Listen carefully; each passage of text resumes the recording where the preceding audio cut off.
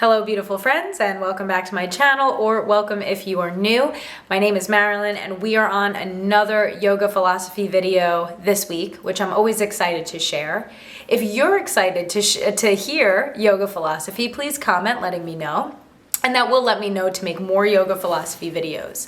Subscribe and like the channel if you want to be the first to be notified on anything I'm doing here. I do make 2 videos a week on this channel, but I make videos of all different kinds based on yoga. So my big, philosophy, my own philosophy on yoga is that it is a practice that is for both on and off of the mat. It is a lifestyle, and there are so many amazing roadmaps and tools and wellness practices that I share on this channel to help guide you through this lifestyle. So definitely check that out. Check out my other videos. I think you'll like what you find, hopefully. But anyway, today we're going to be talking about the 3 Gunas. And this is a very ancient yogic philosophy concept, but I would say it's also one of the most popular yogic philosophy concepts that we practice today in the world as yogis. And the material I'm sharing with you, unfortunately, usually only gets taught in yoga teacher trainings or maybe in like deeper workshops, but it's hard sometimes to grasp these concepts just in one video or one lesson. So I'm going to try my best to do that here. But definitely I will encourage you to read more about this philosophy, this concept, and I think you will get a lot out of this. And I love the Gunas because I find that it is a very work-withable concept, even though it's so ancient. We have to remember that these ancient philosophies were originally created for renunciate practitioners, meaning people that were able to leave their earthly world and possessions and families and relationships behind and just dedicate the rest of their lives to meditating and to reach this supreme state of being, this higher level of consciousness outside of their body. We're not necessarily trying to do that here because we want to, well, maybe I can't speak for you, but I think if you're watching this YouTube video, you're probably a householder, just like me. So meaning you live in the world, you have responsibilities, you have friends, relationships, family, whatever the case, you have a job or maybe, and you have duties to the world. So it's that much harder for a householder to follow these yogic concepts because we have a lot more hurdles in our way, if you will. So I want to put that out there. And I also want to put out there that the Gunas, the 3 Gunas, come from what is called Sankhya philosophy. Sankhya philosophy is way too deep to, say in just a few minutes, but I'm going to try to paint a little bit of a picture for you about it before we get into the Gunas, so you have a little bit of an understanding where this comes from and why we might then work with the Gunas to reach different layers of consciousness. So, in Sankhya philosophy, the picture is painted how a soul ends up becoming encapsulated in a human body and exists in the world and gives us, that soul, a map back to the supreme state in which it came from. These ancient philosophies are from India and still very much today it is practiced and believed. Hinduism is, if not the oldest or one of the oldest religions in the world, but they believed in reincarnation. And we in the West might think reincarnation's really cool. You might have been this in one life and that in the next life. But the ancients didn't really believe reincarnation was that great. Reincarnation represented your soul that is supposed to exist in unchanging bliss, keeps getting encapsulated by a human body, and you keep having to live throughout the world. You have to exist in a cycle, or karma, over and over again until you learn some type of lesson. The ancients believed that reincarnating, returning back to Earth, wasn't a great thing because back then the world existed in suffering. People had a way lower life expectancy. There were wars and hunger. And I know, yes, today all of those things exist as well. But back then they just saw continuing to return, reincarnating back into the world. And this is what the ancient yogis saw. Continuing to return back into the world wasn't ideal. How do they break this cycle? What do they have to do? So their answer was this Sankhya. It's a chart. Sankhya, the word, it means list. And it's kind of this map to understand how you came down on earth, got into a body, and now how to get back up and through your very own pure will and consciousness, exit the body and then not return, not reincarnate again. If you look at all the other philosophies like Patanjali's sutras, or I guess other philosophies in general, you will see that it's kind of a similar map. And I'm going to stop there. But that is where this concept of the gunas comes from. This idea that you as a person are a soul deeper within the physical body, and you are trying to escape the world and attain the most purest state of bliss consciousness and not return back once you exit your body and stay in the extreme state of consciousness. Okay, so we have that. So now what are the gunas? The gunas are three energies. Sorry, I just want to get the lighting better. There are three energies that exist within us. They also exist in the world. So you could kind of find the gunas outside of yourself once you understand what they are, but they are in you. They are very similar to the concept of yin and yang. So dual energies that are opposites, but they exist only because the other one exists, in short.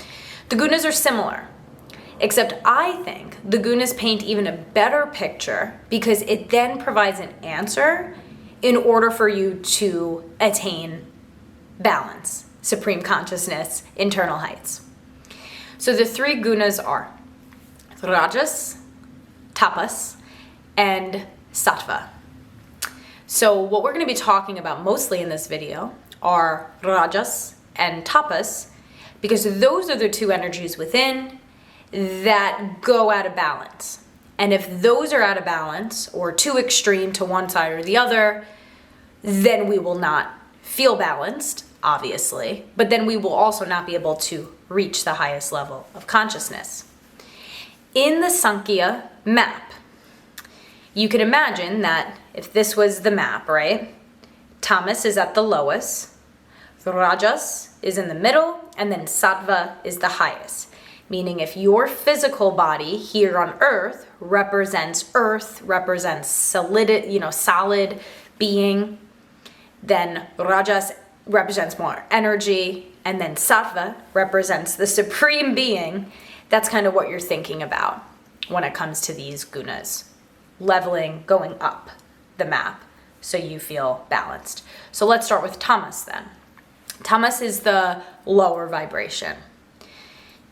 It's not the worst thing in the world. I mean, Tamas helps us feel secure and grounded in a lot of ways. Tamas comes in when we're tired and we need to rest. But if we have too much tamas, what happens is we become lethargic, lazy, uninspired.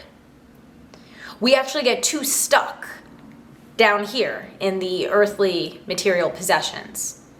And there's no way you could reach a higher level of consciousness, sattva, if you're all the way down here and you get stuck there.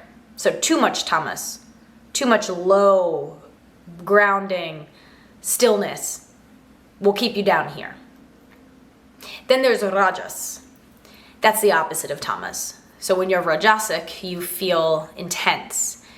Yes, there's positives about rajas because it's energizing. So you might get some extra things done.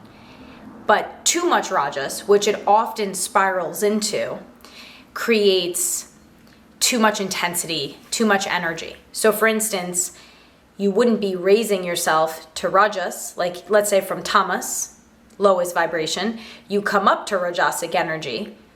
Rajasic energy won't go straight up. It might spin out of control and you might just stay back and forth, back and forth. Too much rajas, too much rajasic energy can lead to anxiety, stress, tension, anger, irritability, impatience. So the goal is to understand both of those, Rajas and Tamas energies, and then think which one you tend to lean more extreme on. Now, to preface that, the truth is, in the householder world, we probably go in between Rajas and Tamas often, and especially in our world. You might wake up, drink your coffee, you're Rajasic. You don't eat maybe, you go, you don't take time in the morning, you're Rajasic. You're just head on. 2 p.m. rolls around, you crash, uninspired, tired, feeling lazy. Then you go back down to Tamas. So us as householders, when we don't put practices in order to help us feel more balanced, we tend to exist Rajas Tamas. We wake up, we drink the coffee, we don't eat, we go here, we call the friend, we do too much, then we crash. Then we come up to Rajas, then we crash. So that's usually the cycle of Rajas and Tamas. But yogis and Ayurveda practitioners and people just interested in this work in general understand that when we begin to recognize those patterns of Rajas and Tamas, we could then use practices within and without to help us reach a sattvic state. Now, can a householder stay sattvic their entire lives all the time? Probably not. I mean, when I think of sattvic, I think of Thich Nhat Hanh, I think of the Dalai Lama, I think of people who, again, have reached a different layer of being. I think of Swami Shivananda, but that being said, can we reach levels of sattva more than not as householders? Yeah, absolutely. You could definitely reach levels of sattva. Now, how do we do that? Well, like I said, first you have to identify which extreme direction you're going in. And when I say extreme, maybe take that a little lighter, because even just a little bit of tamas could then turn into more, or a little bit of rajas could turn into more. So always just recognizing what side of the spectrum you're flowing on. Then we're going to put into practice different tools and techniques to balance those energies out right away to bring you straight up to sattvic. So this map, the Gunas, helps us reach higher layers of consciousness and being and just existing by understanding when we're out of balance. So let's now go back to tamas. So what happens when you're tamasic? Like I said, you're lethargic, you're uninspired, you can't move almost, you start isolating yourself. There's a lot that goes along with that. So what would you do? I'm going to give you 3 different techniques and practices. I'm going to start with food because, again, I believe in Ayurveda and I believe that food and nutrition do so much more than just physical health. Food and nutrition also help mentally, energetically. So we have to remember that. That's why Ayurveda is such an important practice as well and such an amazing tool. And I'm trying to make it very accessible to those of you who have been working with me. Because it's Ayurveda is like Sankhya. It's a huge concept. It's very intimidating. It's very intense. You think you can't eat garlic ever again. And then you kind of just stop. But I want to remind you that Ayurveda is something you can practice very, very simply, very easily, and you do not have to ever go to any extreme. So what I'm going to do for both of the too much rajas, too much tapas is give you 3 suggestions and tools to balance those back out and then help you reach more of a sattvic state. So too much tamas, too much low vibe. Food, starting with food. Think of what heavy food is, right? So any type of like root vegetables, dairy, bread, any heavy thing is going to enhance tamas. So you're gonna wanna do the opposite of that, right? So, and of course we wanna think in seasonal terms, but that goes beyond the point. But if you have a lot of tamas going on, you need to then switch to lighter foods. And it doesn't necessarily mean salads. What it might mean is cooler foods. So vegetables that have a cooler component. Meats even that are lighter. You will avoid any type of heavy dairy any type of sugar, anything that brings the energy to crash or down at some point. I would suggest cucumbers. I would suggest watermelon juice or coconut water can be really, really nice to bring that energy back up. The next practice I'm going to share for tamas is a physical practice, because I believe physical movement can really help us energetically and mentally. That's why hatha yoga, the yoga we mostly know about, it was created to just help us balance the energies within. So if you are feeling tamasic, what then you would need to physically practice would be a more intense type of workout or type of practice, meaning you would maybe do a vinyasa class or a hatha class, like a just standing yoga class. You could also do any type of like deeper fitness, like Pilates or strength training or running. Last thing I'm gonna provide is a breath work, because I feel like breath work can really take us up to sattva, no matter what side of the spectrum you're on. But if you're feeling tamasic, you're not necessarily going to do a breathwork practice that's gonna chill you out. You wanna do a breath work, which is so amazing about breath. There's breath works that energize us. So I would suggest then Kapalabhati, which is skull polishing breath, or breath of fire. Either one of those breathwork practices are going to help the tamasic energy rise up. You'll come into balance. Now let's go to Rajas. Same three things. So starting with food. So if you're too rajasic, if you're fiery, if you're intense, you obviously want to then avoid fiery, intense foods, like intense flavors. So of course, anything spicy, and then anything like citrusy, acidic, or garlic, onion, anything like that. You'd want to avoid it. You would then want to do the opposite. You might want to eat some dairy, or if you're a vegan, you could do vegan dairy. You might want to eat a root vegetable or something that can take your rajasic energy down. You might drink warm almond milk or something warm in general to help you chill out your energy. Then, physical practice, you wouldn't, if you're too rajasic, you wouldn't do a really intense power yoga class or vinyasa or even Pilates. You would probably choose more of a yin yoga, a restorative yoga, gentle yoga, or hatha yoga. Because hatha yoga, just regular yoga, very sattvic. It's just very balanced. But you'd have to find a class that's truly sattvic. Last thing would be with the rajas would be the breath work. So again, unlike tamas, you would do breath work that is calming. So nadi shodhana, which is the alternate nostril breath. Ujjayi pranayama, which is the ocean sounding or victorious breath. And then of course, dirgha pranayama, which is the 3-part breath. But you would want a grounding, cooling breath. Other self-care practices in general for both rajas and tamas would be to have routines, create a plan, right? So like I said, the day can start off rajas and tamasic, or start off tamasic, go rajas, go back down to tamas, come back up rajas. So you need to have routines in order to keep you balanced, in order to almost combat too much of one or the other energies. So let's say your morning starts out more rajasic, like you get up, you go, you're drinking coffee, you don't eat, you call the friend, you do this, you do that, and it's too much. You end up crashing. I would say slow down in the morning. Give yourself an extra hour to wake up. Drink lemon water or tea or just hot water before coffee. Eat a little something before you drink your coffee. Drive to work in silence. Listen to calming music. Start your day off chill. If you're on the other side, if you start the day off tamasic, like you could barely wake up, you're tired, look at the night before, make sure you're getting enough sleep, most important thing.